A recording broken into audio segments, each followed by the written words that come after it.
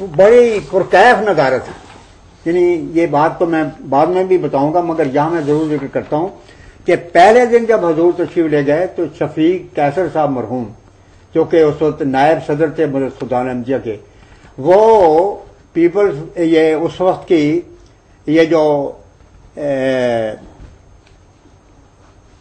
Boarding تھا، boarding کہا جاتا ہے یہ کہ جہاں پر پارلیمنٹ لاجز، جہاں کیا کہا جاتا ہے ان کو، پارلیمنٹ لاجز تھے، تو وہاں گئے معلوم کرنے کے لیے کہ وہ تاثرات کو معلوم کرے. یہ ماضر نامے کا پہلا دن تھا، 22 جولائی کی تاریخ تھی. غالباً سوات یا ٹرائبل ایریا کے کوئی ممبر تھے پیپلز پارٹی کے، وہ اس سے پوچھا گیا تو انہوں نے کہا کہ سنا ہے آج امام جماعت احمدیہ کا بھی اسمبلی میں کوئی بیان ہوا ہے. تو وہ پیپلز پارٹی کے ممبر کہنے لگے کہ میں تو خدا کا بھی منکر ہوں، یہ پتہ نہیں کیا ختم نبوت کا چکر ان لوگوں نے چلا دیا ہے، مگر آج مجھے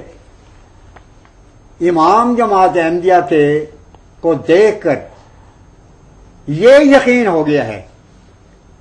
کہ کوئی ہستی ضرور ہے جس نے ایسا نورانی چہرہ پیدا کیا. تو حضور درمیان میں ہوتے تھے جی. حضور کے بالکل ساتھ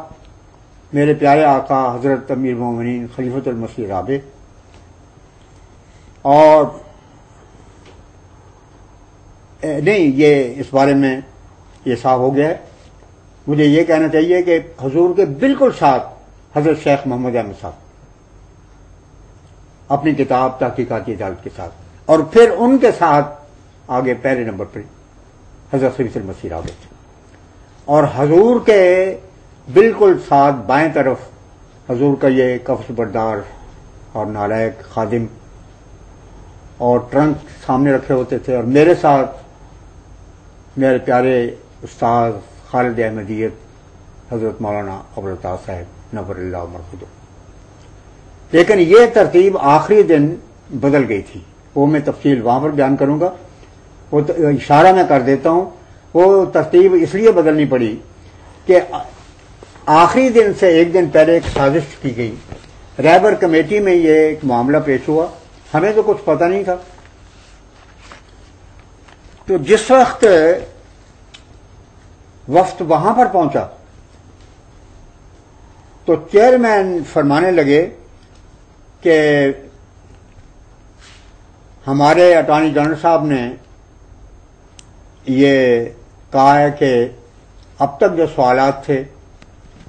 وہ تو میں صحیح معنوں میں پیش کر سکتا تھا، اب عربی کی عبارتیں ہیں، حالانکہ بالکل فراڈ تک کوئی عربی کی عبارتیں وغیرہ نہیں تھی. یہ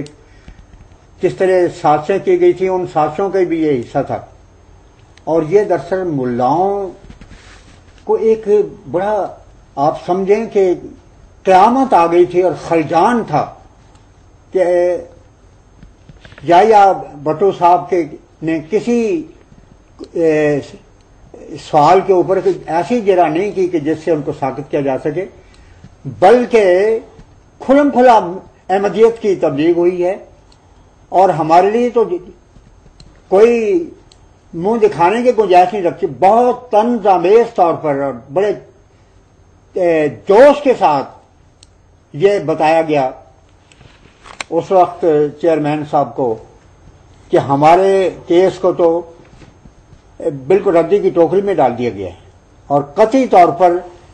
پیپل پارٹی کا جو انتظام تھا کہ سارے ہم لوگ اپنا سوالات ان کو دے دیں اور وہ ہماری طرف سے پیش کریں. قصہ یہی ہوتا تھا. یہ جو بعد میں لکھا گیا ہے نا جی،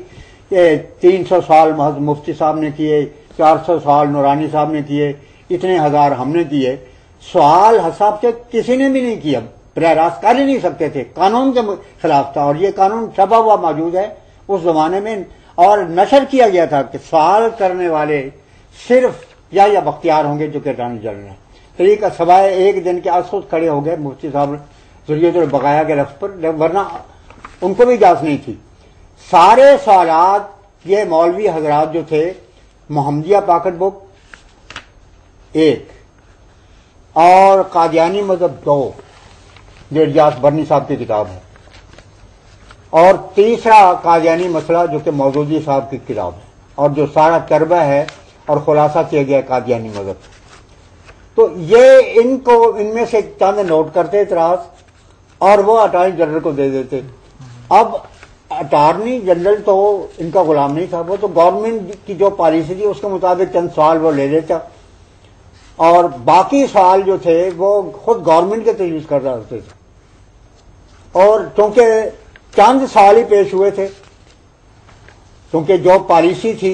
یہ ثابت کرنے کی کہ جی قادیانی الگ ہیں، اور یہ اسی کے ارد گرد یہ چکر لگایا انہوں نے. جیسے کہ میں اب آئندہ آپ کو بتاؤں گا کہ آپ کا دین اور ہے، آپ ہمارے نبیوں سے آپ نے ہمارے نبیوں کی توہین کی ہے، آپ کا خدا اور ہے، آپ کا رسول اور ہے، آپ کی امت اور ہے. تو یہ پالیسی تھی، پیٹرن تھا، اسی پر چل رہے تھے جائیہ بختیار صاحب. تو ملاؤں کا دل رکھنے کے لیے فیصلے پہلے ہو چکے تھے. حضور نے پہلے دن ہمیں بتا دیا تھا یہ نوٹ کریں کہ فیصلے ہو چکے ہیں کہ ہمیں انہوں نے دائرہ اسلام سے خارج قرار دینا ہے، مگر میرے خدا نے مجھے یہ حکم دیا ہے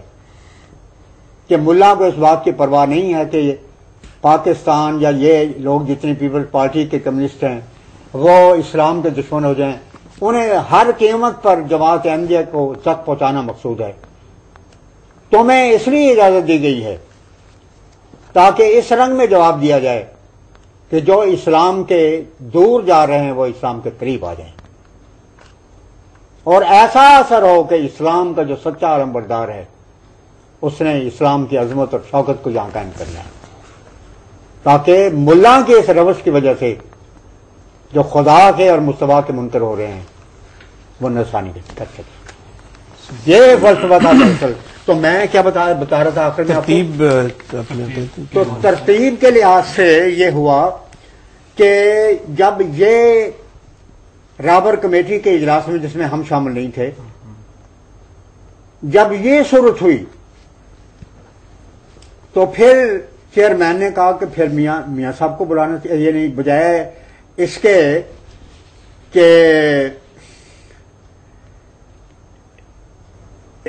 کیا جائے یا بختیار کو آخری دن بطور ایڈوکیٹ جنرل کے پیش کیا جائے. حالانکہ یہ بالکل قانون کے خلاف تھا اور وہ نصریہ کے خلاف تھا، ایران کے خلاف تھا، لیکن ملاؤں کے زور دینے کی وجہ سے انہوں نے کہا کہ اچھا پھر سوال کرنے کے لیے کسی مولوی کو پیش کیا جائے اور اٹارنی جنرل جو ہے وہ صرف بیٹھنے والوں میں شامل ہو. یہ فیصلہ ہوا.